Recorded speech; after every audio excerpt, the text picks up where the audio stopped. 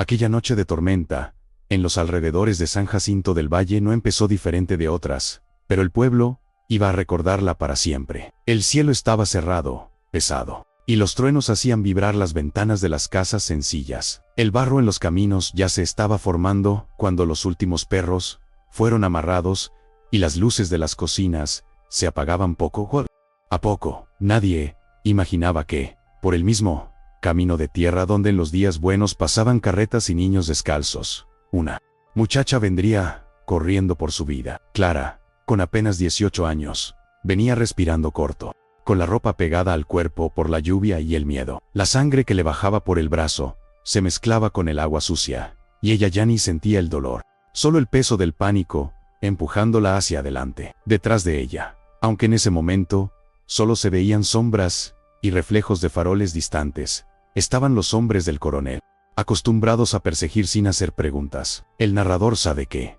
sí, Clara paraba un segundo, no era solo la tormenta lo que iba a caer sobre ella, sino toda una vida de abusos, cerrándose como puerta de corral. Por eso siguió corriendo, tropezando, rezando por dentro sin formar las palabras, hasta ver una cerca vieja y una casa solitaria con una luz tenue encendida en la cocina. Clara llegó tambaleando al portón de aquella finca y apoyó la mano en un tronco húmedo, intentando respirar. El viento frío le cortaba la cara, y sus ojos apenas distinguían la silueta de la casa, con el techo de teja vieja y el patio lleno de charcos. Sintió que las piernas ya no respondían, que el mundo se encogía en un zumbido raro dentro de la cabeza. Cuando cayó de rodillas, el barro le ensució la falda rota, y el gusto de sangre le subió a la boca. En ese último esfuerzo, antes de que la oscuridad le cerrara los ojos, vio una sombra de hombre acercándose desde la puerta. Su voz salió baja, rota, como si no fuera suya. Si me salvas, seré tu esclava. El hombre, que todavía no sabía quién era esa muchacha ni de dónde venía, solo alcanzó a ver el miedo marcado en sus ojos antes de que ella se desmayara. Y en ese momento, sin entender del todo, Miguel sintió que esa frase no era promesa, era grito de desesperación de alguien que ya se había rendido demasiadas veces. Miguel no era hombre de asustarse fácil, pero aquella escena lo dejó un poco paralizado en la puerta. Vivía solo hacía años, acostumbrado al silencio de la cocina, al crujir de la madera y al canto lejano de los gallos de los vecinos. En la finca nadie llegaba de noche, mucho menos en medio de una tormenta, y todavía menos sangrando, y diciendo algo así. Él bajó los escalones rápido, con las botas hundiéndose en el barro, y se agachó al lado de la muchacha, notando el peso liviano de su cuerpo y el temblor frío de la piel, mientras la levantaba en brazos. Pensó que en el campo, la gente suele pedir ayuda por comida, por techo, por trabajo, pero nunca había escuchado a alguien ofrecerse como esclava para seguir viva. El trueno estalló encima del techo, y la lluvia arreció de golpe, obligándolo a decidir sin más vueltas. La voy a meter adentro, luego veo quién es y qué ha pasado, pensó, con aquella mezcla de compasión y respeto que se tiene por cualquier desconocido que llega derrotado a tu puerta. Mientras cruzaba el umbral con Clara en brazos, el narrador también sabe que, del otro lado de la pantalla, mucha gente se pregunta qué habría hecho en su lugar. Antes de seguir con esta historia, suscríbete al canal y cuéntame desde qué pueblo o ciudad estás escuchando esta narración, porque historias así también nacen de la gente que las oye. Dentro de la casa, el olor a café viejo y a leña mojada todavía flotaba en el aire. Miguel dejó a Clara sobre un catre sencillo que tenía en un cuarto al lado de la cocina, donde antes dormía su madre cuando todavía estaba viva. La lámpara de queroseno iluminaba justo lo necesario para ver la sangre seca, los moretones en el cuello y el barro pegado en las piernas. Él se acercó despacio, con el cuidado de quien sabe que el cuerpo golpeado también guarda memoria del susto, y tocó su muñeca para sentir el pulso. Latía rápido, pero estaba ahí, terca, como si esa muchacha se negara a soltarse del mundo. Miguel fue a buscar un balde con agua limpia, un paño y el botiquín viejo que guardaba por costumbre, aunque casi y nunca lo usara. Mientras se movía por la cocina, el narrador ve en su mente las veces que él mismo llegó herido de campo y no tuvo quien lo curara. Solo una silla, una toalla y voluntad de aguantarse. Tal vez por eso sus manos no temblaban, aunque el corazón sí estuviera inquieto, como si presintiera que aquella noche no iba a ser una noche cualquiera. Clara, aún inconsciente, empezó a respirar un poco más hondo cuando el paño húmedo tocó su frente caliente, en el fondo de su cabeza, donde el narrador tiene permiso para mirar. Las imágenes venían mezcladas: la hacienda grande del coronel, los gritos, el olor a cuero y a sudor, la voz grosera diciéndole que ya no servía para nada. Su cuerpo recordaba las caídas, los empujones, las veces que tuvo que morderse la lengua para no contestar y acabar peor. En una esquina de esa memoria también estaba la cara de su madre llorando en silencio el día que la entregaron, como si fuera parte de un trato cualquiera. Clara no entendía de leyes, ni de papeles, pero sí entendía que, desde ese día, su nombre se había quedado pequeño dentro de la casa del coronel, y, mientras Miguel le limpiaba las heridas, el narrador podía sentir cómo esa muchacha, incluso desmayada, apretaba los dedos de la mano, como quien se aferra a lo poquito de dignidad que le queda. La lluvia golpeando el techo parecía marcar el ritmo de un corazón cansado, pero no vencido. En el silencio de ese cuarto, lo único que se escuchaba era la respiración agitada de Clara y el suspiro hondo de Miguel, que no sabía la historia completa, pero ya intuía que no era cosa simple. Miguel levantó con cuidado la mengue rota de la muchacha y vio los moretones marcados en el brazo, algunos viejos, otros recientes. No hacía falta ser médico para entender que no se trataba de una caída cualquiera en el barro. Se inclinó un poco más y notó marcas en la espalda, como si hubiera recibido cintarazos o golpes con algo duro. Apretó la mandíbula sin darse cuenta, con esa rabia contenida que el hombre del campo muchas veces guarda porque sabe que, frente a los poderosos, su voz no pesa. En su cabeza apareció de inmediato un nombre: Coronel Estebao, el hombre que compraba y vendía voluntades en la región como si fueran animales en feria. Sabía de historias, de comentarios en la tienda, de mujeres que habían salido de aquella hacienda con la mirada apagada y un silencio que nadie se atrevía a preguntar. Seguro viene de allá, pensó Miguel, secando otra vez la frente de Clara, ya con un nudo raro en la garganta. El narrador entiende bien ese nudo: es mezcla de miedo, coraje y cansancio de ver siempre la misma injusticia pasando frente a los ojos de todos. Mientras tanto, allá afuera, los hombres del coronel seguían recorriendo los caminos embarrados, maldiciendo la lluvia y la noche cerrada. Sus caballos resoplaban cansados, y los faroles colgados en las monturas iluminaban tan solo un pedazo pequeño de la vereda. Ellos no pensaban en Clara como persona, la pensaban como propiedad perdida, como deuda que todavía no había sido cobrada. Uno de ellos, con el sombrero calado hasta las cejas, escupió al suelo y dijo que nadie en esos pagos se atrevería a esconder a la muchachita del patrón. El narrador sabe que en muchos lugares del interior, ese tipo de frase ya pesa como sentencia, porque el miedo al poderoso anda suelto desde hace años. Pasaron cerca de la entrada de la finca de Miguel sin darse cuenta, distrayéndose con un relámpago que iluminó la loma del otro lado. La cerca vieja, cubierta de barro y sombra, escondió el rastro de las huellas de Clara, como si la misma tierra hubiera decidido protegerla por un rato. Y en las casas del pueblo, más abajo, algunas personas se asomaron por la ventana, vieron a los hombres armados y bajaron la mirada, haciéndose de cuenta que no vieron nada. Dentro de la finca, el tiempo parecía otro. Miguel, después de vendar como pudo la herida del brazo, se sentó en una silla baja, al lado del catre, con los codos apoyados en las rodillas. Miraba el rostro de Clara,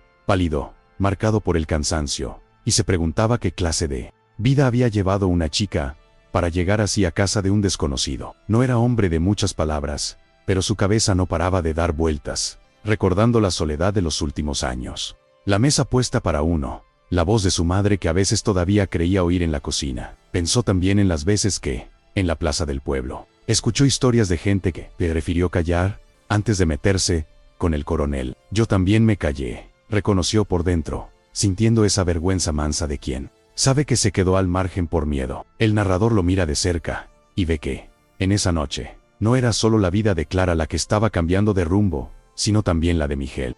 Aunque él todavía no se diera cuenta, la tormenta seguía rugiendo allá afuera. Pero en ese cuarto, el ruido más fuerte era el de decisiones que empezaban a formarse en silencio. Cuando la madrugada empezó a aclarar apenas un poquito, Clara se movió en el catre y soltó un gemido bajo. Sus párpados pesados se levantaron a medias, y lo primero que vio fue el techo de madera, con una mancha de humedad en una esquina. Por un segundo, pensó que seguía en la hacienda del coronel, y el corazón le dio un salto dentro del pecho. Después notó el olor a café y a tierra mojada.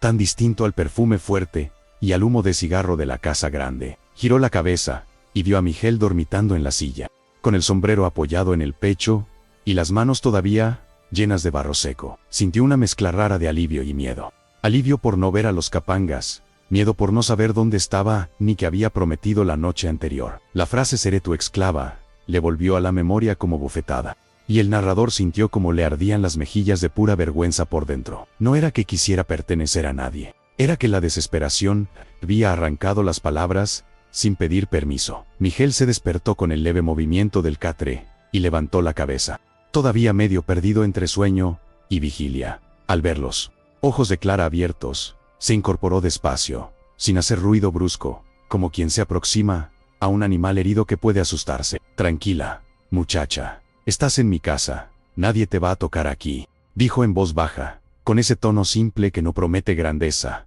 solo honestidad. Clara lo miró desconfiada al principio, acostumbrada a hombres que hablaban bonito para luego cobrar caro. El narrador notó que ella apretó las manos sobre la manta, como si necesitara asegurarse de que todavía tenía algo suyo que nadie le había quitado. Miguel, incómodo con tanta mirada, se levantó y fue hacia la cocina, diciendo que iba a calentar el café y buscar un poco de pan. No quería forzar conversación.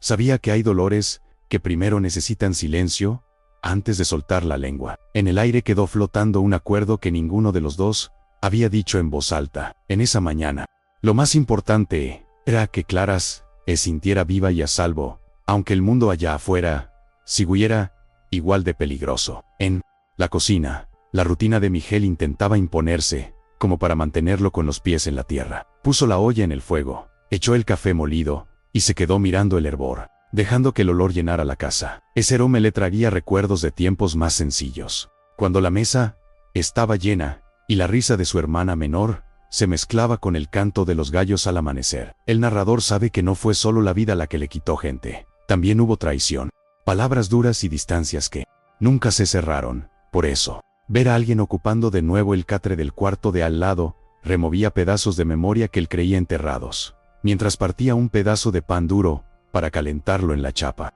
pensó que no era casualidad que esa muchacha hubiera caído justo en su portón. En el campo, muchos dicen que Dios escribe derecho en caminos torcidos, pero Miguel no era hombre de grandes frases, solo de pequeños gestos. Ese día, su gesto era sencillo: alimentar a Clara, darle abrigo, por lo menos por unas horas, no dejar que el miedo la sacara otra vez a la lluvia. Clara bebió el primer sorbo de café con las manos temblorosas, intentando no derramarlo. El calor de la taza le devolvió un poco de fuerza, y por un momento sintió que podía respirar sin que el pecho doliera. Miguel se quedó de pie, apoyado en la pared, sin invadir el espacio, respetando el silencio que ella todavía necesitaba. El narrador percibe que Clara estaba midiendo cada gesto de él, comparándolo en secreto con los hombres que habían marcado su vida con miedo y humillación. Le sorprendía que Miguel no hiciera preguntas, que no exigiera explicaciones, que no aprovechara su fragilidad. Había una calma en él, una calma cansada, pero honesta,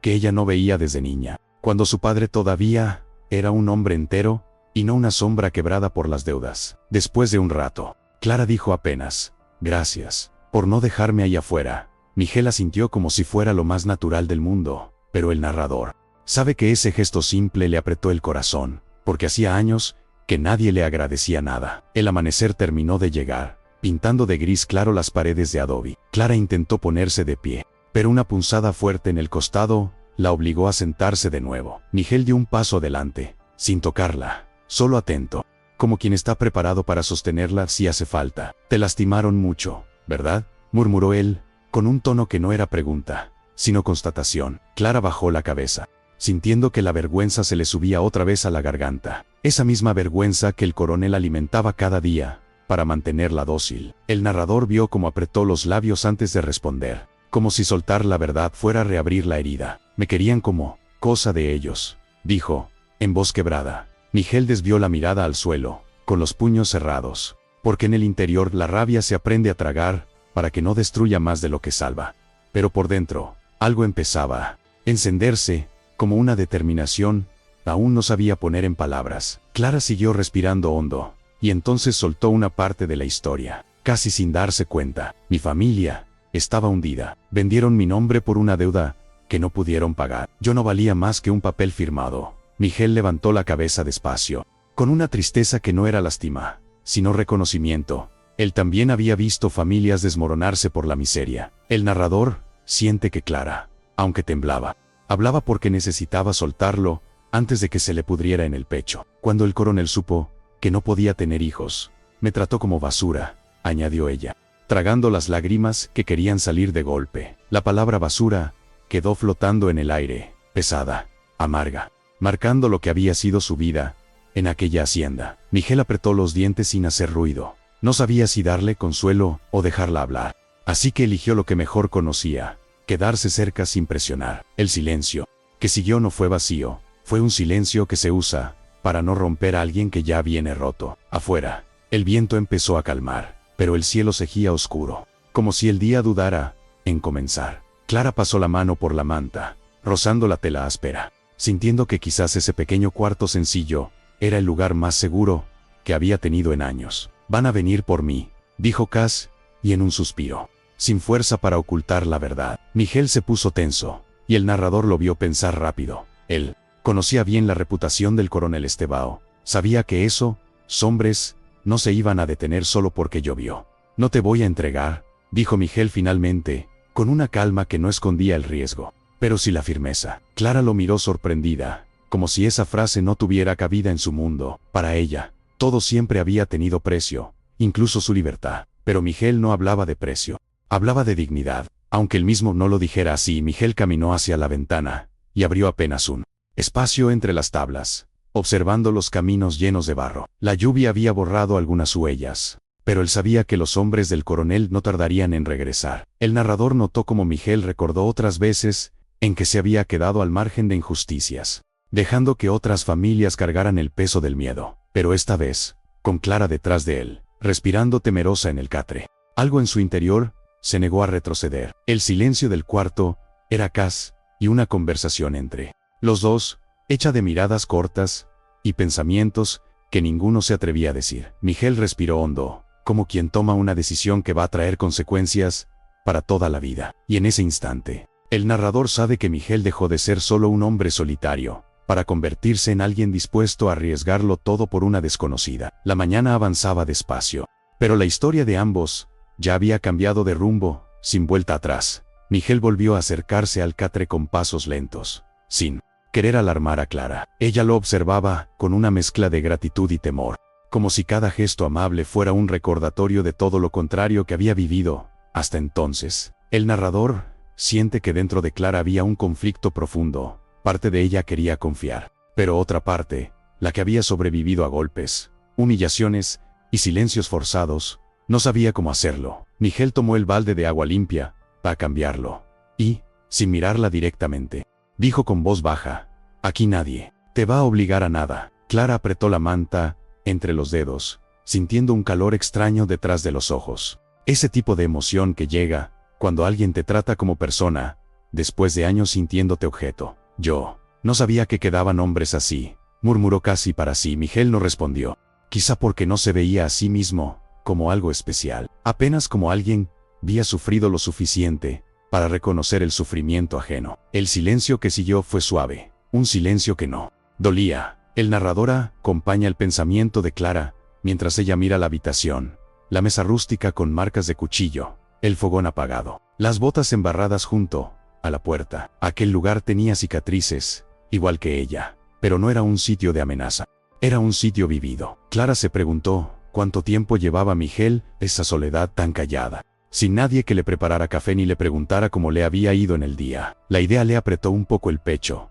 aunque no entendía por qué. De pronto, un trueno distante la sobresaltó, recordándole que el mundo afuera seguía siendo peligroso. «Si vuelven, ¿qué va a pasar?», preguntó con voz baja, intentando mantener la calma. Miguel se sentó en la silla otra vez, apoyando los antebrazos en las rodillas, pensativo. «No sé, pero no te voy a dejar sola», dijo sin adornos, como quien dice una verdad sencilla. Mientras tanto, en el pueblo, ya se corrían murmullos. Una señora, que vivía cerca del arroyo, había visto luces en el camino durante la noche, y comentaba en voz baja que algo raro había pasado por los lados de la finca de Miguel. El narrador recuerda que la gente del interior tiene un sentido especial para detectar tragedias, aun cuando no saben de qué se trata. Las vecinas en la tienda murmuraban que el coronel estaba furioso, que su gente había vuelto empapada y de mal humor, y que eso nunca era señal de nada bueno. Otros,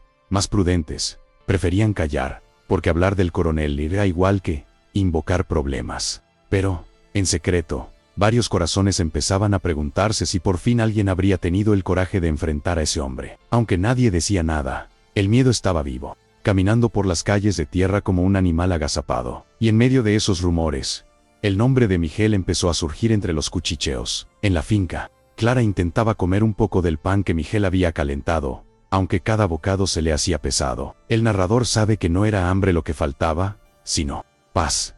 Cada movimiento la hacía recordar a los capangas, a los pasillos largos de la casa grande, al eco de los pasos del coronel acercándose. Pero, aún temblorosa, se obligó a comer, porque intuía que iba a necesitar fuerzas para lo que viniera. Miguel la observaba sin presionar, dejando que el tiempo hiciera su parte. Cuando tú quieras me cuentas bien qué pasó, dijo finalmente, dejando claro que no iba a forzar nada. Clara levantó la mirada, sorprendida por esa libertad que nunca había tenido. Yo nunca pude decidir cuándo hablar, confesó, como quien revela un secreto viejo. Miguel solo hizo un leve gesto con la cabeza, invitándola a seguir a su ritmo. Clara respiró hondo, juntando valor para poner en palabras lo que llevaba años encerrado dentro del pecho. El coronel me compró como si fuera una cosa, dijo con la voz temblando, pero firme. El narrador percibe como cada palabra que Clara pronunciaba era una piedra que iba desarmando la montaña que cargaba encima. Cuando supo que no podía dar hijos,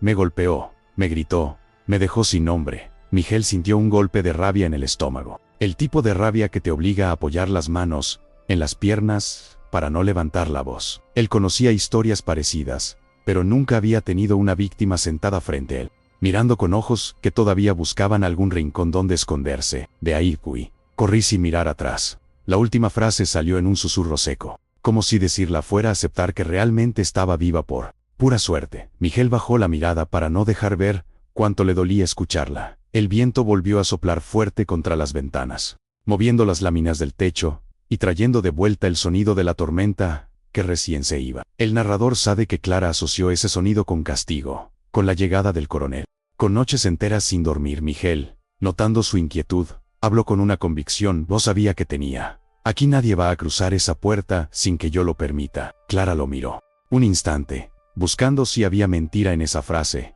y no encontró ninguna. Por dentro, algo se aflojó en su pecho. No era confianza todavía, pero sí un primer hilo de alivio. Miguel se puso de pie y pasó la mano por el marco de la ventana, como revisando la fortaleza de la casa. Voy a asegurar bien todo, antes de que se haga más tarde, dijo, como si hablara de un animal que podía volver. Pero los dos sabían que no era animal, sino hombres peores que una bestia. La mañana se hacía larga, tensa, llena de preguntas, sin respuesta. El narrador siente que Clara quería contar más, pero también tenía miedo de que, al hacerlo, la desgracia volviera a alcanzarla. Había vivido tanto tiempo bajo control ajeno que le costaba creer que ese cuarto era suyo. Aunque fuera por unas horas. Miguel regresó a la mesa, con una jarra de agua fresca, y se la ofreció sin decir nada. Ese gesto simple, dar agua sin pedir nada a cambio, fue para Clara más extraño que cualquier golpe que hubiera recibido. La humanidad cuando llega tarde duele diferente, duele bonito, pero duele. Ella bebió despacio, sintiendo el agua bajar por la garganta como si despertara un pedazo dormido de su alma. Gracias por no preguntar más de lo que puedo decir, susurró. Miguel asintió.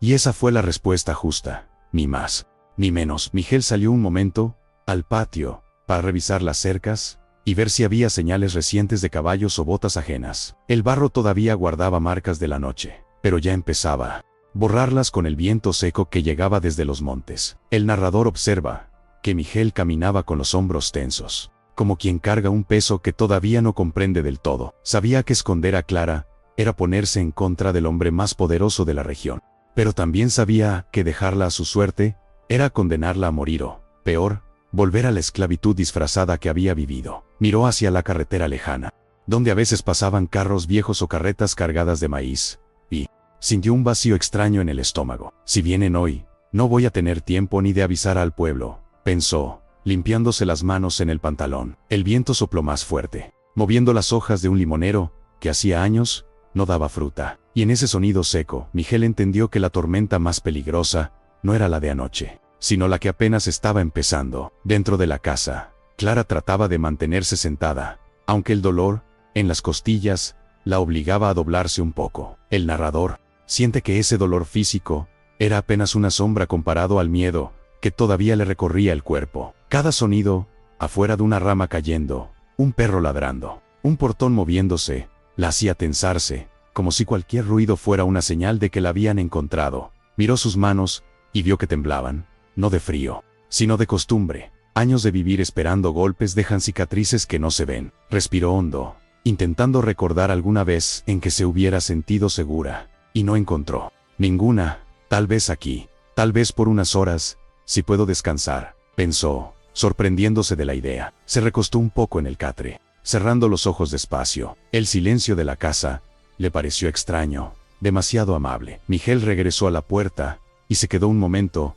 observando la escena. El catre, el cuarto tranquilo, Clara respirando hondo como si el mundo le diera un pequeño respiro. El narrador nota que ese cuadro sencillo removió algo en el corazón de Miguel, algo que tenía años dormido. La idea de proteger a alguien le devolvía una sensación que creía perdida desde que la vida se le había venido abajo. No sabía si era responsabilidad, agradecimiento o un instinto más profundo que no había querido reconocer, pero sí sabía que no podía dejarla sola. Cerró la puerta con cuidado y caminó hacia la mesa. ¿Dónde quedaron restos del pan? Voy a hacer una sopa más tarde. Eso le va a caer mejor, pensó, como quien encuentra consuelo en las pequeñas tareas.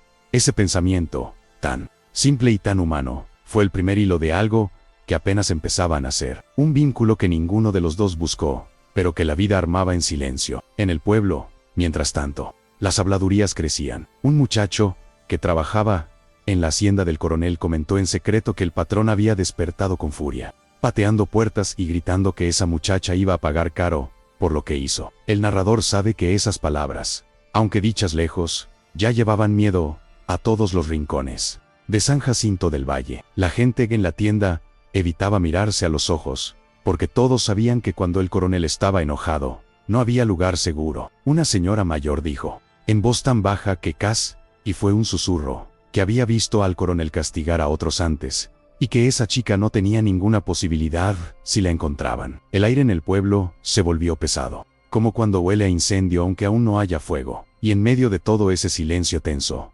algunos corazones empezaron a sospechar que quizás Miguel tenía algo que ver, no por maldad, sino porque sabían que él era el único capaz de abrirle la puerta a un desconocido bajo tormenta. Clara intentaba mantenerse despierta, pero el cuerpo le pesaba como si llevara encima toda la vida. El narrador siente que ella no quería dormirse por miedo a que, al abrir los ojos, volviera a estar en el infierno del que había escapado. Aún así, el cansancio la vencía lentamente, haciéndole caer la cabeza hacia el costado. Las voces del pasado se mezclaban en su mente, el coronel llamándola por un número, en vez de por su nombre, su madre llorando en la cocina, su padre prometiendo que encontrarían una manera de pagar la deuda. Pero algo nuevo también aparecía, la imagen de Miguel levantándola del barro, la calidez del cuarto, el olor a café que nunca había sentido, en un lugar seguro. ¿Será que puedo empezar de nuevo?, pensó, sin atreverse a creerlo del todo. Y esa pregunta, tan ligera que casi no tuvo forma, fue la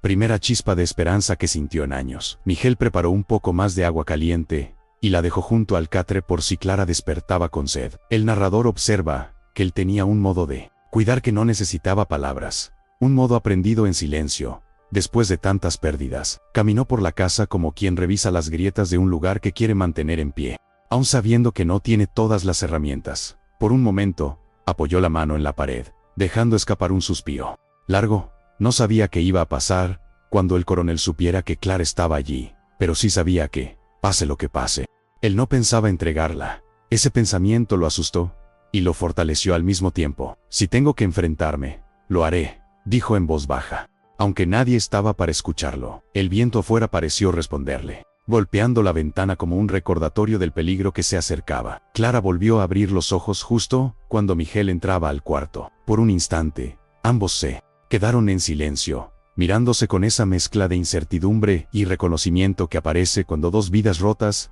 se encuentran. El narrador nota que ella buscaba señales de amenaza en su rostro, pero no encontró ninguna, solo cansancio y honestidad. Miguel se acercó un poco y dejó el jarro de agua sobre una mesita vieja. «Puedes quedarte el tiempo que necesites», dijo, sin pausas ni dudas. Clara sintió un temblor recorrerle el pecho, como si esas palabras hubieran empujado una puerta que ella creía cerrada para siempre. «¿Y si vienen?», preguntó con miedo que ella ya no podía esconder. Miguel sostuvo su mirada y respondió con firmeza tranquila: «Aquí no te van a llevar».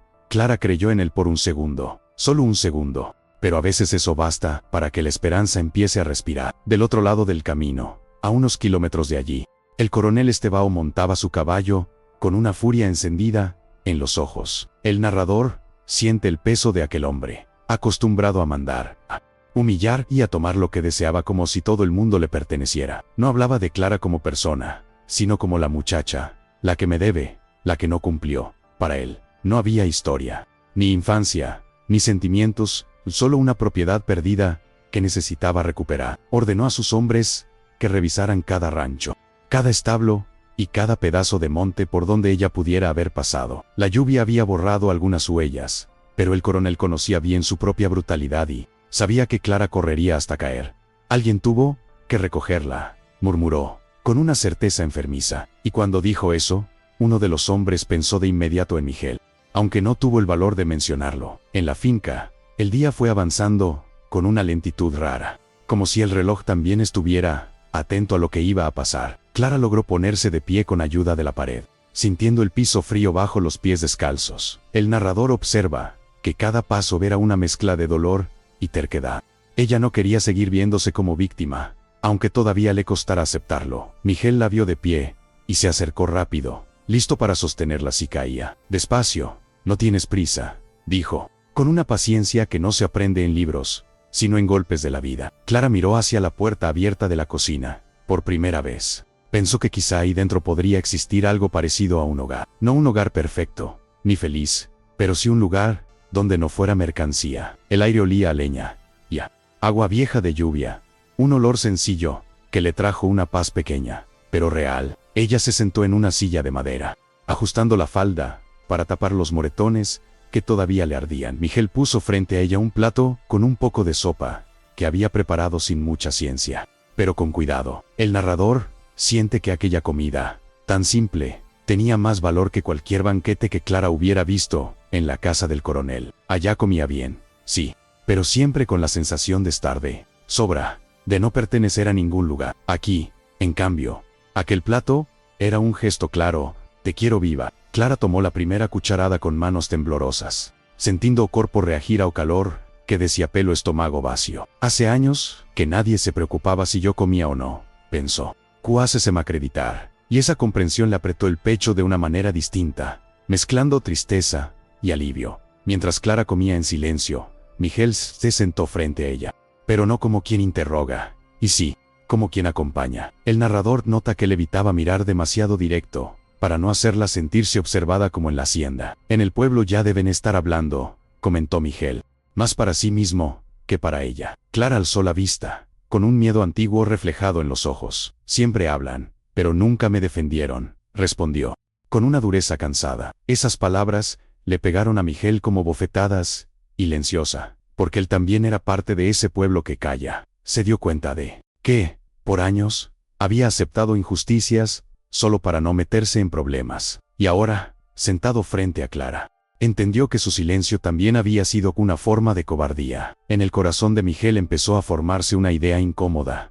Esta vez no quería ser espectador. El narrador siente que esa decisión no vino de golpe, fue naciendo en cada mirada de Clara, en cada moretón que la había visto, en cada palabra tragada por ella. «Si el coronel viene, no voy a esconderme detrás de la puerta», pensó, notando el peso de ese compromiso. Clara, sin saber exactamente lo que se movía dentro de él, percibía que había algo diferente en ese hombre. No era un héroe, no era un santo, era apenas alguien cansado de ver tanta injusticia. Y, a veces, es justamente de ese cansancio que nace la valentía. La sopa se fue acabando, pero el silencio entre ellos ya no era de distancia, sino de alianza, que comenzaba a tomar forma. Una alianza hecha de dolor compartido y de un respeto que todavía estaba aprendiendo a caminar. En el pueblo, los rumores tomaban forma de casi certeza. Una muchacha en la panadería dijo que había oído a uno de los capangas comentar que la chica se había tirado hacia los lados de la finca de Miguel. El narrador sabe que esa frase corrió como viento por los oídos de la gente, dejando un rastro de preocupación y curiosidad. Algunos pensaron que Miguel estaba loco por meterse con asunto del coronel. Otros lo admiraron en silencio, aunque no lo dijeran. El delegado del pueblo, hombre acostumbrado a mirar para otro lado, también escuchó el comentario. Se quedó un rato con la taza de café en la mano, sin beber, como si la decisión se le hubiera atragantado en la garganta. Sabía de sobra quién era el coronel y de lo que era capaz, pero también sabía que la ley no podía seguir siendo ornamento de escritorio. Por primera vez en mucho tiempo, sintió vergüenza de su propio uniforme. De regreso en la finca, el sol intentaba romper entre las nubes, pero el clima seguía pesado. Clara se levantó de la silla con cuidado, apoyándose en la mesa, y miró por la ventana. Vio el patio de tierra, el corral vacío, algunas gallinas picoteando restos de maíz. El narrador nota que esa escena, tan simple, le pareció hermosa justamente porque no tenía gritos ni órdenes. ¿Siempre viviste solo aquí?, preguntó ella, con curiosidad tímida. Miguel tardó un poco en responder, como quien abre una caja de recuerdos que había dejado empolvada. Desde que se me fueron los míos. Sí, respondió, sin entrar en detalles, pero en su voz se notaba que también había historias dolorosas que él prefería guardar para después. El viento levantó un poco de polvo en el patio, y Clara entrecerró los ojos, como si buscara algo en el horizonte. Si yo me quedo, van a culparte a ti, dijo, con una lucidez que el miedo no le había podido quitar. El narrador siente que, aunque estuviera rota, ella todavía se preocupaba por no arrastrar a otros en su desgracia. Miguel se acercó a la ventana, miró hacia el mismo punto que ella. Ya estoy metido en esto desde que abrí la puerta anoche, contestó, con la honestidad dura de que no se engana. Clara lo miró, tentando entender por qué alguien que mal la conocía estaría dispuesto a arriesgar algo por ella. Yo no tengo nada para ofrecer, murmuró, recordando las palabras que había dicho bajo la lluvia. Miguel respiró hondo y respondió, no te pedí nada, te pedí que vivieras, no que pagaras. Y esa fue, quizás, la primera vez que alguien separó su vida de una deuda. A unas leguas de allí, los jinetes del coronel hacían una pausa cerca de un arroyo. El narrador observa que ellos también estaban cansados, pero el miedo que sentían no era por Clara, sino por la furia del patrón. Uno de ellos comentó, casi en secreto, que había oído historias de Miguel ayudando a gente en apuros cuando nadie más se atrevía. Los otros lo miraron con fastidio, diciendo que eso eran cuentos de vieja, pero la duda quedó en el aire. Si había alguien capaz de recoger a una mujer ensangrentada en mitad de la tormenta, ese alguien no era cualquier vecino. Si la tiene él, vamos a tener problema, murmuró otro, conocedor del carácter firme de Miguel. Aún así, tomaron de nuevo las riendas y siguieron camino, levantando barro con las patas de los caballos. El rastro de esa búsqueda se acercaba, aunque en la finca todavía reinara un pequeño intervalo de calma. En el pueblo, el delegado terminó su café frío y se levantó con decisión nueva. El narrador nota que no fue valentía repentina, fue la suma de muchas cobardías anteriores que ya le pesaban demasiado. Tomó su sombrero, se acomodó el cinturón y salió rumbo a la pequeña comisaría. No sabía exactamente qué haría, pero sintió que ya no podía seguir cruzado de brazos. Recordó el rostro de otras mujeres maltratadas que habían pasado por delante de su escritorio, sin recibir ayuda de verdad. Si Clara estaba viva, en algún lugar, él sabía que tenía el deber de protegerla, aunque eso significara enfrentar al coronel. El miedo ya me mandó demasiados años, pensó, cerrando la puerta detrás de sí. La historia de San Jacinto del Valle estaba a punto de cambiar, y él lo intuía, aunque no supiera cómo. En la finca, Clara volvió a sentarse en el catre, sintiendo que el cuerpo le pedía descanso otra vez. Miguel se quedó de pie en la puerta del cuarto, como un guardián improvisado, pero determinado. El narrador siente que el ambiente entre los dos se había vuelto más denso, y, a la vez, más sincero. Ya no eran solo un hombre y una desconocida, eran dos personas que el mundo había golpeado distinto, pero con la misma dureza. Si algún día quieres irte de aquí, lo vas a hacer por tu decisión, no porque te obliguen, dijo Miguel, casi sin mirar directamente a Clara. Ella sintió las palabras entrando despacio, como quien escucha un idioma nuevo, pero entiende el sentido con el corazón. Nunca nadie le había ofrecido elección, solo órdenes. Por primera vez, la palabra futuro no le sonó como amenaza, sino como pregunta abierta. Clara se recostó un poco más en el catre y cerró los ojos, pero el narrador sabe que no estaba descansando. Estaba peleando por dentro. La frase que había dicho bajo la lluvia, seré tu esclava, regresaba una y otra vez, como eco que no la dejaba en paz. Le daba vergüenza, como si hubiera traicionado algo dentro de sí misma, al ofrecer lo único que le quedaba, su propia vida. Pensó en todas las veces que había obedecido por miedo, que había bajado la cabeza para evitar otro golpe, que había callado cuando la humillaban frente a los peones. Yo no nací para pertenecerle a nadie, se dijo por dentro, con una firmeza nueva, que todavía le costaba sostener. Aunque estuviera herida y sin rumbo, algo en su alma empezaba a negarse a seguir siendo moneda de cambio. Y, sin darse cuenta, en ese cuarto sencillo, Clara comenzó a recuperar una palabra que le habían arrancado hacía años: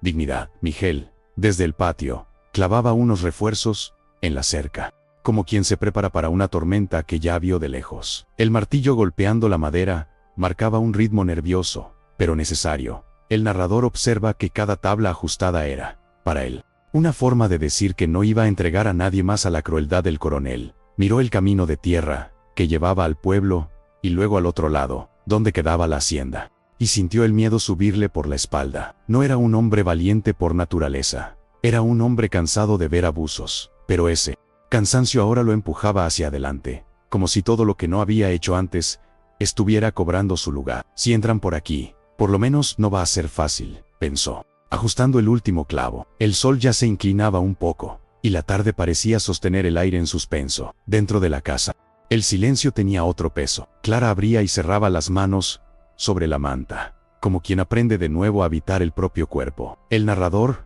siente que ella comenzaba a mirar a su alrededor como alguien que no solo se esconde, sino que también observa, evalúa, piensa. Empezó a notar detalles: el cuadro viejo y torcido en la pared, las marcas de manos en la puerta, la cuerda colgada con una toalla gastada. Nada allí era lujoso, pero nada allí le recordaba cadenas. Pensó en cómo sería levantarse un día sin tener que esperar la voz del coronel llamándola a gritos. ¿Será que algún día voy a poder caminar sin mirar por encima del hombro?, se preguntó, con un dolor suave, pero sincero. Y esa pregunta, aunque llena de miedo, ya era un paso hacia adelante. A media tarde, una voz conocida llamó desde el portón: Miguel, ¿estás en casa? Era doña Ramona, vecina de años, mujer de ojos atentos, que siempre sabía más de lo que decía. Miguel sintió el corazón apretar por un segundo, temiendo que alguien ya supiera de Clara. El narrador observa que él respiró hondo antes de responder, buscando un tono normal. Sí, pase, Ramona, gritó, limpiándose las manos en el pantalón. Clara, al escuchar la voz extraña, se tensó en el catre, el cuerpo reaccionando instintivamente como si cualquier visita fuera amenaza. Miguel entró rápido en el cuarto y habló en voz baja: es solo una vecina. Quédate tranquila, pero no salgas todavía. Clara asintió, aunque el corazón le golpeara las costillas como si quisiera salir corriendo otra vez. Doña Ramona entró con un pañuelo en la cabeza y esta pequeña con unos huevos y pan casero. Te vi trabajando en la cerca y pensé que no habías comido derecho, dijo, con esa mezcla de cariño y curiosidad que solo las señoras del interior tienen. El narrador sabe que sus ojos no tardaron en recorrer cada rincón de la casa, buscando señales de algo distinto. Dicen por ahí que el coronel perdió una de sus muchachas, que anda como loco buscándola, soltó, bajando un poco la voz. Miguel sintió el estómago encogerse, pero se mantuvo quieto, apoyando las manos en la mesa. Por aquí no pasó nadie, Ramona, solo la lluvia de anoche, respondió, intentando parecer natural. Ella lo miró de lado, como quien reconoce las pausas de un viejo amigo. Bueno, solo vine a avisar. Si ves algo raro, no abras la puerta a cualquiera. Sí, añadió, con una preocupación genuina. El narrador nota que, antes de irse, doña Ramona miró un instante hacia el pasillo que llevaba al cuarto donde estaba Clara. No dijo nada, pero en su mirada quedó claro que sospechaba que había alguien allí. Sin embargo, en lugar de insistir, apretó los labios y decidió guardar su intuición. Cuídate, Miguel, no es tiempo de andar confiando en todo el mundo, dijo, acomodándose el pañuelo. Ni el coronel es dueño de todas las almas de este valle, por más que él crea que sí, murmuró al salir, casi como un desahogo. Miguel la acompañó hasta el portón, con el corazón apretado, pero también agradecido por aquel recado medio insinuado. Sabía que, si Ramona hubiera querido, podría haberlo delatado allí mismo. El hecho de que no lo hiciera, decía mucho sobre de qué lado empezaba a ponerse. Cuando Ramona se alejó por el camino, Miguel cerró el portón con más cuidado que de costumbre. El narrador siente que ahora ya no era solo él y Clara contra el coronel.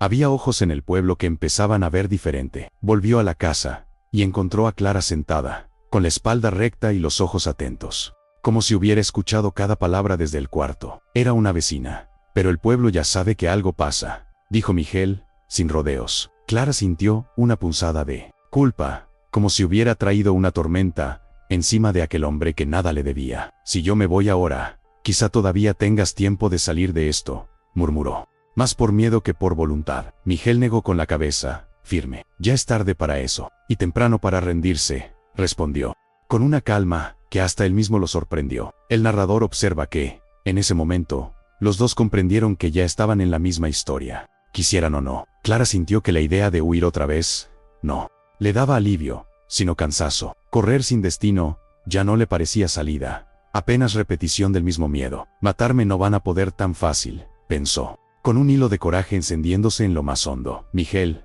por su parte, empezó a pensar en algo que nunca había considerado: pedir ayuda al pueblo. Hasta entonces, cada quien había cargado sus propios problemas en silencio, pero el coronel se había pasado de la raya demasiadas veces. Tal vez no sea el único cansado de esto, reflexionó, rascándose la barba áspera. Y esa idea, aunque pequeña, empezó a tomar forma dentro de él. La tarde ya caía, cuando un sonido conocido cortó el aire. Cascos de caballo, varios, acercándose despacio. El narrador siente el cuerpo de Miguel tensarse por completo, antes incluso de llegar a la ventana. Clara también oyó el ruido. De inmediato, llevó la mano al pecho, como si quisiera sostener el corazón para que no escapara. Los perros del vecino empezaron a ladrar a lo lejos, anunciando una visita. Que en otra, y a paz. Miguel caminó hacia la puerta, abrió la pequeña rendija, y vio, levantando polvo en el camino, a 3 hombres armados, con el sombrero bajo y la expresión dura. No hacía falta que se acercaran más para saber quiénes eran. Son los del coronel, dijo, con la voz baja pero firme. Clara sintió las piernas aflojarse, pero el narrador ve que, esta vez, junto con el miedo, surgió también una antigua rabia que le pedía no volver a ser silenciada. Los hombres pararon frente al portón, sin siquiera saludar. Miguel, sabemos que anoche alguien pasó por aquí, gritó el que iba adelante, con tono de quien está acostumbrado a mandar. El narrador observa que Miguel respiró hondo, apoyando la mano en el marco de la puerta, sintiendo el peso de todos los años en que se había callado. Pero aquella noche, aquella muchacha en el cuarto, aquel pueblo cansado, todo eso le quemaba por dentro. No tengo nada del coronel aquí, y esta es mi casa, respondió, alto, para que no quedara duda. El hombre se rió con desprecio, escupiendo al suelo. La muchacha del patrón no desaparece así nomás. Vamos a revisar, te guste o no, amenazó, acercándose al portón. Y en ese segundo, antes de que diera el primer paso hacia adentro, toda la historia de San Jacinto del Valle se sostuvo en un hilo muy fino. Miguel se plantó firme frente al portón, respirando hondo para que el miedo no le temblara en la voz. El narrador nota que sus manos estaban tensas, pero no retrocedieron ni un solo centímetro. El capanga dio un paso más, intentando imponer su autoridad por puro tamaño y arrogancia. Muévete, Miguel, no vamos a repetirlo, dijo con fastidio. Pero Miguel no se movió. Esta es mi tierra, aquí no entran sin mi permiso, respondió, con una firmeza que ni él sabía que tenía guardada. El silencio que siguió fue tan pesado que hasta los pájaros dejaron de hacer ruido. Clara, desde dentro de la casa, escuchaba cada palabra como si fueran golpes contra su propio pecho. El matón, irritado, intentó empujar el portón, pero Miguel sostuvo la tranca por dentro con una fuerza inesperada. El narrador puede ver en el rostro del hombre la sorpresa de que Miguel no se doblara como tantos lo habían hecho antes. ¿Qué estás escondiendo? Abre de una vez, exigió. Miguel se inclinó apenas hacia adelante, apoyando la mano en la madera. Lo que pase en mi casa no es asunto de ustedes, dijo, sin gritar, pero con una claridad que cortó el aire. Los hombres intercambiaron miradas, molestos. Ellos sabían que entrar por la fuerza significaba un conflicto mayor, y aunque trabajaban para el coronel, tampoco querían provocar una pelea innecesaria. El caballo del hombre de adelante resopló, impaciente. La tensión era un hilo a punto de romper. Clara, desde la sombra del cuarto, temblaba entera. El narrador siente que en su mente se repetía una sola frase: no puedo volver, no puedo volver. Miró la pared, la ventana, el piso, buscaba algo, cualquier cosa que le diera seguridad. Pero no encontró nada más firme que la voz de Miguel enfrentando a los hombres allá afuera. Una parte de ella quería correr, como siempre había hecho. Otra parte quería quedarse quieta, confiando en que esta vez alguien la estaba defendiendo. Ese conflicto interno la dejó inmóvil, con lágrimas contenidas en los ojos. «Por favor, que no entren», murmura por dentro, sin emitir sonido. El capanga tomó la rienda del caballo y lo giró un poco, irritado. «Mira, Miguel, no estamos para discusiones. Solo queremos verla. Si no está aquí, seguimos camino». El narrador nota que esa frase era trampa. Si Miguel cedía una pulgada, ellos iban a tomar toda la casa. «Ya dije que no. Aquí no entran», respondió Miguel, sin apartarse. El hombre apretó la mandíbula, sintiendo la humillación de no poder imponerse. «¿Seguro quieres meterte en líos por una desconocida?», preguntó con veneno. Miguel levantó la cabeza, lo miró directo, y dijo: «Más lío es seguir permitiendo lo que ustedes hacen». Los otros dos capangas se tensaron, como si no estuvieran acostumbrados a escuchar a nadie hablarles así. La tarde parecía contener el aliento. En ese momento, un sonido vino desde el camino. Pasos rápidos, firmes, acercándose. El narrador reconoce la figura antes de que Miguel la vea.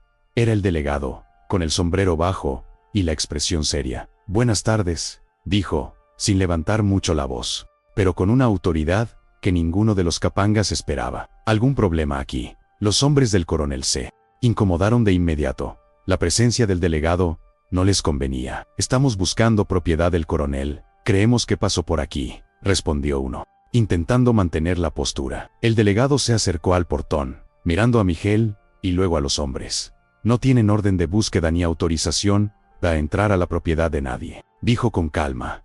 Esa frase cayó como piedra en un lago quieto. Miguel sintió un alivio breve, pero real. El narrador sabe que aunque el delegado no era conocido por su valentía, algo había cambiado en él ese día. Los capangas, molestos, intentaron presionar. «El coronel no necesita órdenes. Él manda aquí».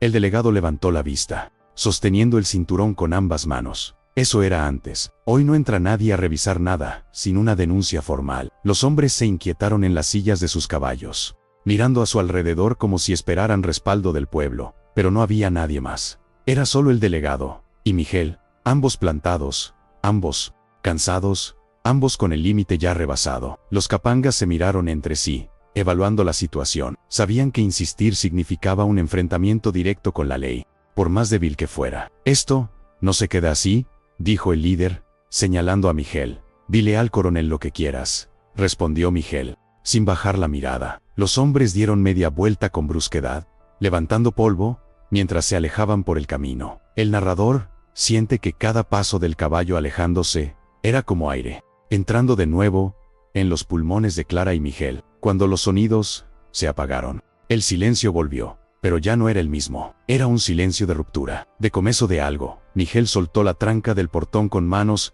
que y entonces empezaron a temblar. El delegado lo miró de cerca, como quien reconoce un acto que él mismo debería haber hecho hace años. «No sé qué está pasando, pero sea lo que sea, no estás solo», dijo, en voz baja. El narrador siente que esa frase, tan simple, le devolvió a Miguel algo que había perdido hacía mucho: respaldo. Miguel asintió, apenas una vez. «Gracias». El delegado no preguntó nada más.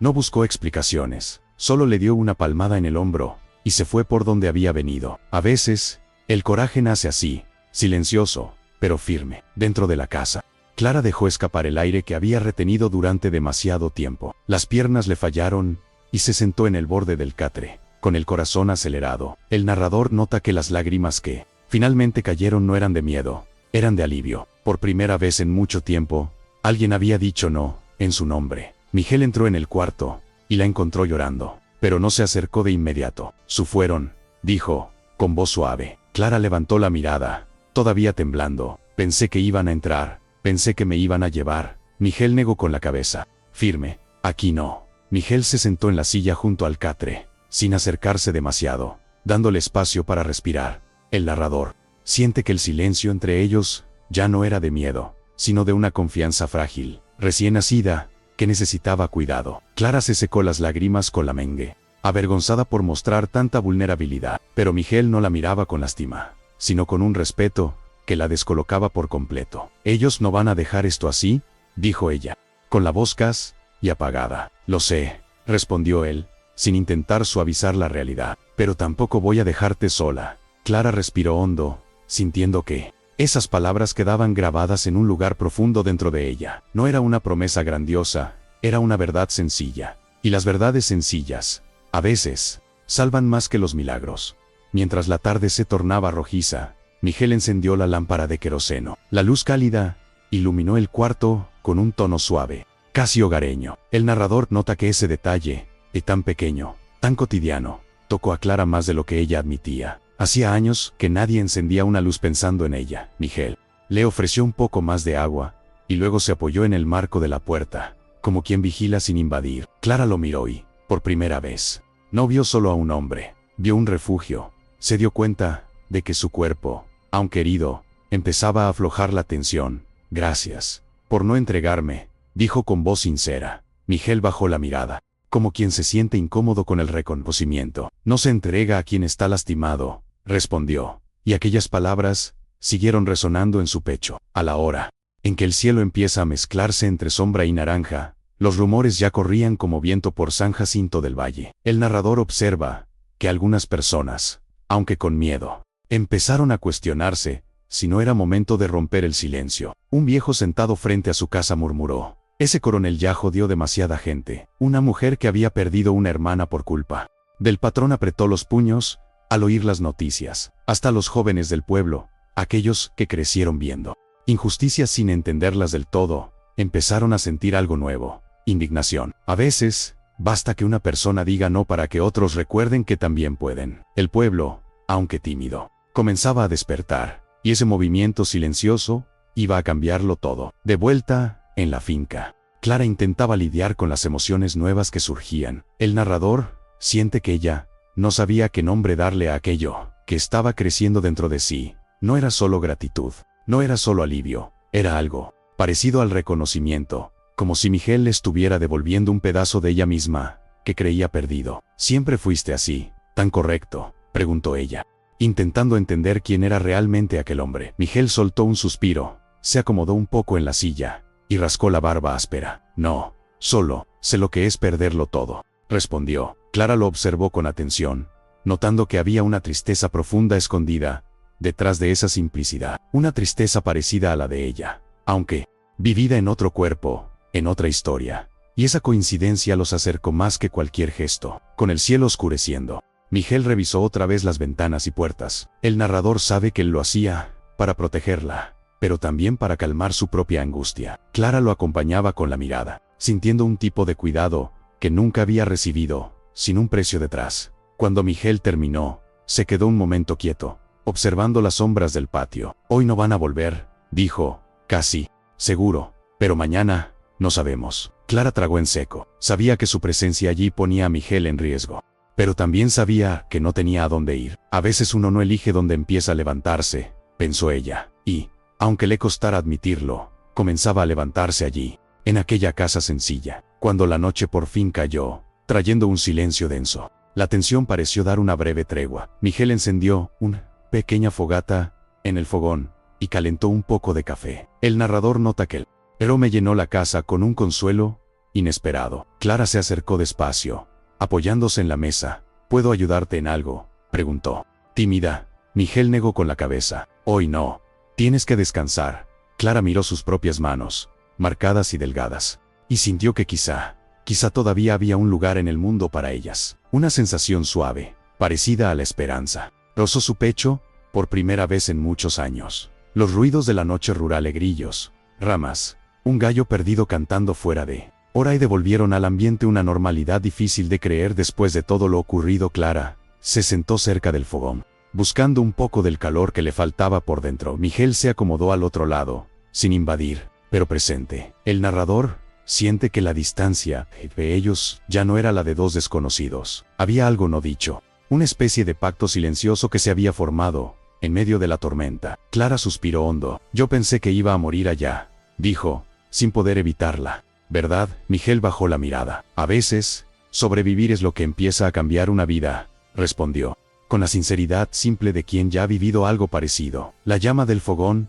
iluminaba apenas sus rostros, y por un momento todo pareció quieto. Clara se sentía rara, como si finalmente respirara después de años bajo el agua. El narrador percibe que ella quería decir más, pero las palabras aún tenían miedo de salir. Miguel, al notarlo, habló antes. Lo que viviste no define quién eres. Clara cerró los ojos por un instante, sintiendo como esas palabras golpeaban fuerte por dentro. Nadie se lo había dicho jamás. Quiero creer eso, pero duele, confesó, con la voz temblorosa. Miguel asintió, como quien entiende el dolor ajeno porque ya ha cargado dolores parecidos. Lo vas a creer cuando estés lista, respondió, y en el silencio que siguió, algo dentro de ella empezó, por fin, a reconstruirse. La noche avanzó lenta, cargada de pensamientos que ninguno de los dos se atrevía a decir en voz alta. Clara se quedó mirando el fuego, como si pudiera leer en las llamas un futuro menos cruel que el pasado. El narrador siente que, dentro de ella,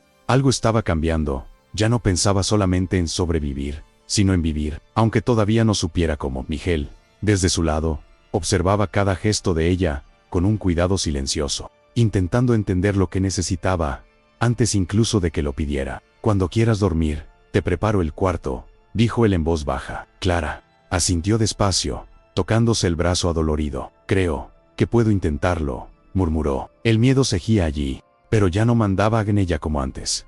Y ese pequeño detalle lo cambió todo. Miguel la acompañó hasta el cuarto sin prisa, manteniendo siempre un paso de distancia. El narrador ve que Clara se aferraba a la pared, no por debilidad, sino por costumbre, como alguien que aprendió no confiar en el suelo. Él acomodó la manta en el catre, colocó un vaso de agua al lado, y luego retrocedió, respetando su espacio. Si necesitas algo, voy a estar en la cocina, dijo. Clara respiró hondo, sintiendo como el pecho se aflojaba un poco. Gracias, Miguel, murmuró, como quien agradece algo mayor que un cuarto y una cama. Él hizo un gesto con la cabeza y cerró la puerta a medias, dejando una rendija para que ella no se sintiera encerrada. Los gestos pequeños hacen mucho cuando alguien ha pasado la vida sin ninguno. El narrador sabe que aquello valió para Clara más de lo que podría expresar. En la cocina, Miguel se quedó sentado, mirando la mesa como si guardara respuestas. El narrador siente que él cargaba un miedo nuevo, no por sí mismo,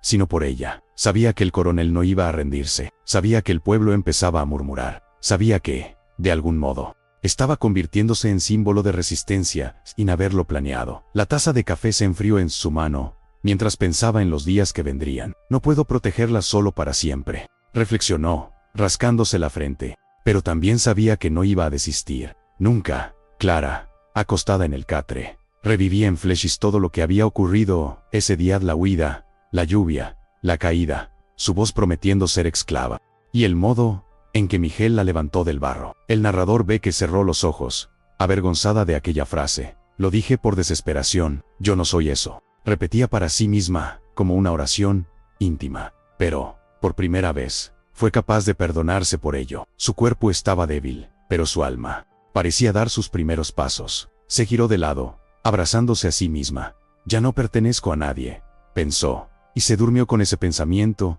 sosteniendo su corazón cansado. Mientras tanto, en el pueblo, algo raro sucedía. La gente hablaba de coraje. Cuando el delegado llegó a la plaza, fue rodeado por miradas curiosas, algunas temerosas, otras esperanzadas. El narrador percibe que no lo veían como héroe, pero esa noche había dado un paso que nadie esperaba. ¿De verdad enfrentaste a los hombres del coronel?, preguntó un joven. El delegado respiró hondo. No los enfrenté, hice mi trabajo, algo que debía hacer hace años. Y liga esa frase, sencilla, encendió algo en el pecho de quienes lo escuchaban. Parecía que, de repente, ya no era imposible dejar de tener miedo. Algo estaba cambiando, y hasta el viento parecía llevarlo consigo. En la finca, el silencio de la madrugada fue roto por un ruido inesperado. Pasos, muchos, y no de caballo. Miguel se incorporó de un salto, con el corazón disparado. El narrador siente que primero pensó en Clara, y luego en sí mismo. En ese orden, se acercó a la ventana despacio, intentando ver entre las sombras, y entonces lo vio. Faroles. 5, 6, quizá más. Pero no eran matones, eran vecinos. Hombres sencillos, gente de tierra, de manos callosas y vida dura. Habían venido a pie, de madrugada, como quien reúne coraje, pero nadie está mirando. Miguel salió a la puerta con cautela, pero sin ocultar la sorpresa. ¿Qué hacen aquí a estas horas?, preguntó, Uno de los hombres, firme, respondió. Supimos lo que pasó. Supimos que no entregaste a la muchacha. Otro, más viejo, añadió. El coronel ha hecho daño durante demasiado tiempo. Si viene aquí, no te va a enfrentar solo. El narrador ve que Miguel quedó sin palabras. No estaba acostumbrado a recibir apoyo. Clara, despertando con las voces, se acercó a la puerta despacio, temerosa y esperanzada a la vez. Cuando vio aquellos rostros conocidos del pueblo, algo dentro de ella se iluminó. Vinieron por mí, pensó, con un asombro que casi se volvió llanto. Miguel respiró hondo, emocionado, sin querer mostrarlo. Gracias, de verdad, dijo, con la voz cargada de sinceridad. Y entonces, por primera vez en esta historia, ocurrió algo grande. El pueblo, ese mismo, que siempre había callado, decidió no callar más. El narrador siente que ese fue el verdadero clímax, no la huida, no el enfrentamiento, sino el despertar colectivo de dignidad. ¿Te está gustando esta historia? Deja un like y suscríbete al canal. Ahora continuamos con el vídeo. La presencia de aquel grupo sencillo, firme y silencioso, cambió todo dentro de la casa y dentro de los personajes. Clara sintió que, por muchos años, creyó estar sola en el mundo, pero en esa madrugada, por primera vez, comprendió que no lo estaba. Miguel la miró y vio en sus ojos algo que no había visto hasta entonces, esperanza viva. Y en aquel pequeño porche de madera, con faroles temblando al viento, comenzó a nacer la parte más hermosa de esta historia, es la reconstrucción. La madrugada dio paso a un amanecer sereno, de esos que llegan despacio, respetando lo que la noche cargó. Clara salió al porche, aún débil, pero con pasos más firmes que el día anterior. El narrador siente que miraba el horizonte como quien ve, por primera vez, la posibilidad de elegir su propio camino. Miguel estaba allí, conversando en voz baja con algunos vecinos que habían pasado la noche montando guardia sin llamar la atención. Cuando Clara apareció, todos guardaron silencio un instante, no por lástima, sino por respeto. Ella respiró hondo y dijo, gracias, por no dejarme caer otra vez. Era la primera vez que su voz cargaba más fuerza que miedo. El delegado llegó poco después, con documentos en las manos y una expresión decidida. Tengo pruebas suficientes para abrir un proceso contra el coronel,